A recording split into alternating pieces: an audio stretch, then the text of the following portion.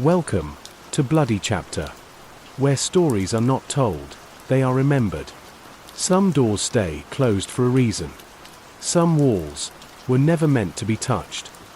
Tonight's story, she lived inside the walls. The house at Briar Hollow had been empty for almost 20 years. Locals said you could still hear laughter from inside, faint, muffled, like someone remembering how to be alive. No one stayed past sunset. Not even the realtors. Until the Hargrove family arrived. They weren't from here. City people, looking for quiet, space, and somewhere cheap enough to rebuild their lives after a bad year. They didn't believe in ghosts, at least, not the kind that left marks. Soft creak of a door opening. It was Lena Hargrove who found the house listed for half its value. Big, 2 stories, sea view. A garden that had gone wild. And a strange note at the bottom of the ad. Do not alter the walls. The agent laughed when she asked about it. Old superstition, he said. The original owner, Miss Evelyn Crane, she believed the walls could listen. Claimed they'd talk back if you stayed quiet enough. Lena smiled politely. She didn't believe in old ghosts or listening walls. But that night, when they moved in, her 6-year-old son Jamie pressed his ear against the wall and whispered, "She's sad, Mom." Lena froze. "Who's sad, honey?" "The lady in the wall," he said. "She said she's still waiting." At first, Lena thought it was imagination. New home, new fears. But then, things began to shift. The first sign came 3 nights later. She woke to the sound of humming, soft, old-fashioned, coming from behind the bedroom wall. When she pressed her ear to it, she heard words she couldn't quite catch. But one stood out. Her name. Lena. Low bass rumble, heartbeat begins faintly. She told her husband the next morning. He laughed it off. "Old pipes," he said. "Place is probably settling." But the humming didn't stop. It followed her, through the halls, under the floorboards, inside the vents. And Jamie? He'd started drawing. Pictures of a woman with long hair and black eyes. Always standing inside the walls. Lena found one of the drawings taped inside his closet. In crayon, Jamie had written, "She can't leave." The next night, the whispers changed. They weren't just humming anymore, they were pleading. "Let me out. Please. I'm still here." Sometimes, it sounded like it came from behind the plaster. Sometimes, from inside her head. Lena started hearing tapping when she walked past certain parts of the house, a rhythm, like someone knocking from the other side. 3 faint knocks echo. One evening, she couldn't take it anymore. She called for her husband, Mark, to listen. He pressed his ear to the wall, humoring her. Nothing. Then, sharp crack, drywall splitting sound. He jumped back as a thin crack ran down the wall, from ceiling to floor. Behind it, silence. And then, faintly, a breath. Whisper, "You shouldn't have heard me." The next morning, Lena found Mark in the basement. He'd torn open one of the old vents, muttering that he'd heard something moving. Inside the duct was a small porcelain hand, from a doll, pale and cracked. Jamie saw it and screamed. "That's hers." Lena grabbed him, trying to calm him down. "Whose, sweetheart?" He looked at her, eyes wide.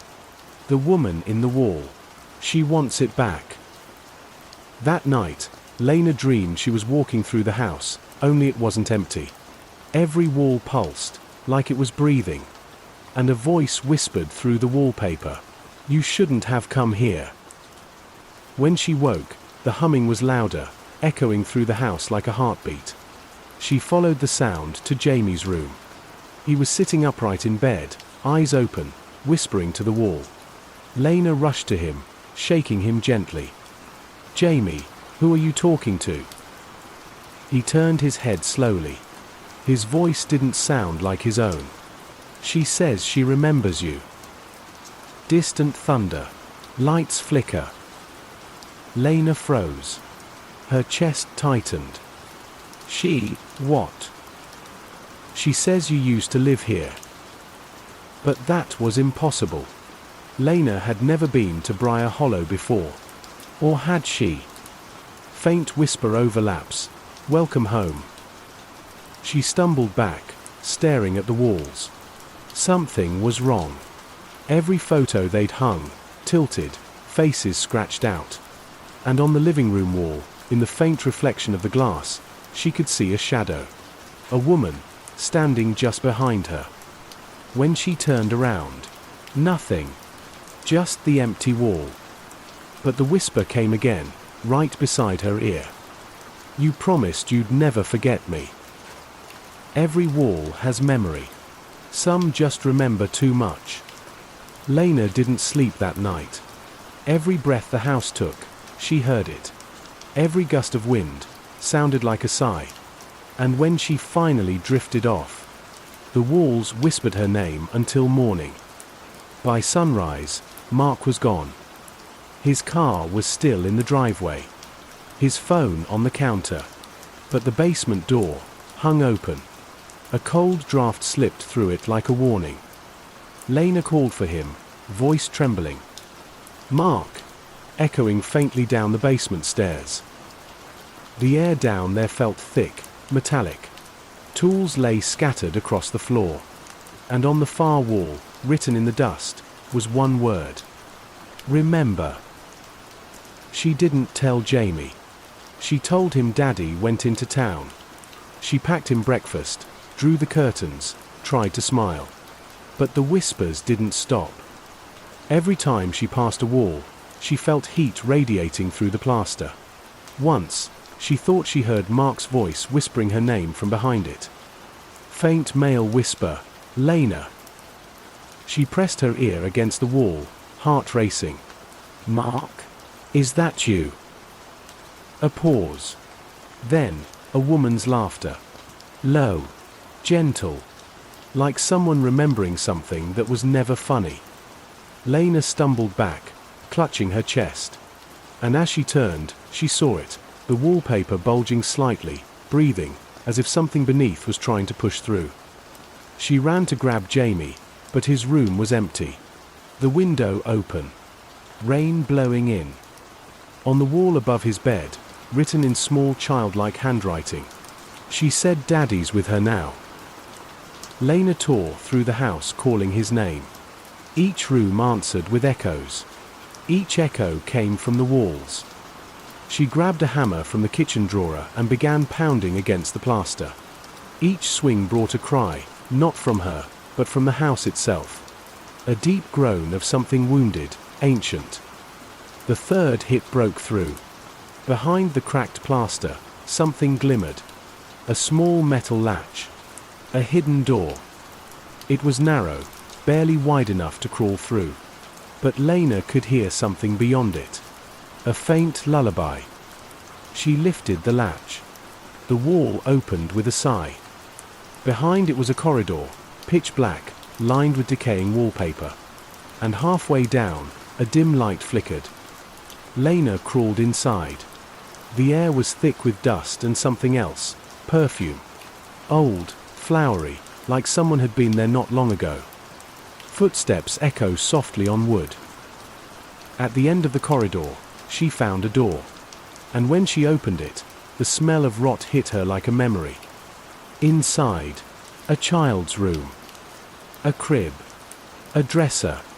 Toys, perfectly arranged, untouched by time. And on the far wall, a portrait. Of Evelyn Crane. The original owner.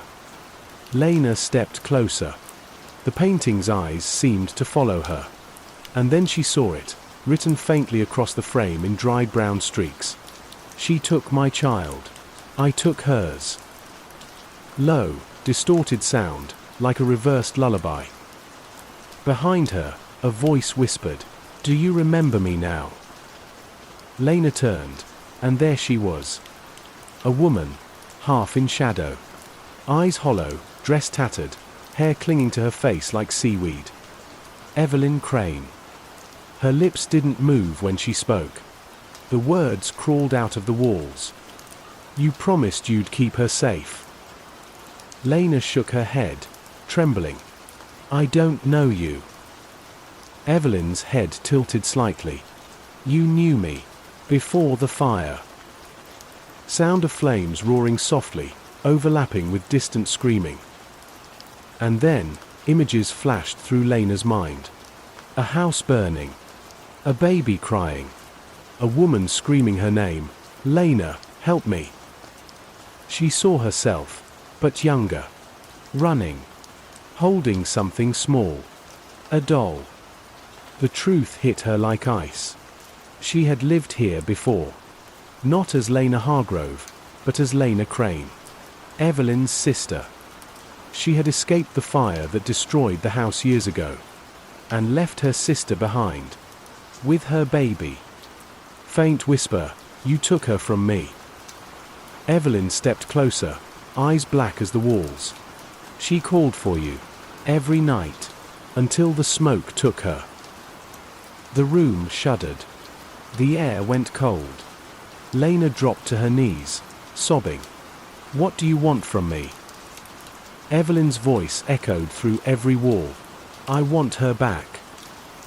Suddenly, from behind the crib, a small figure stepped forward, Jamie. His face was pale, eyes glazed. She says I can stay, he whispered.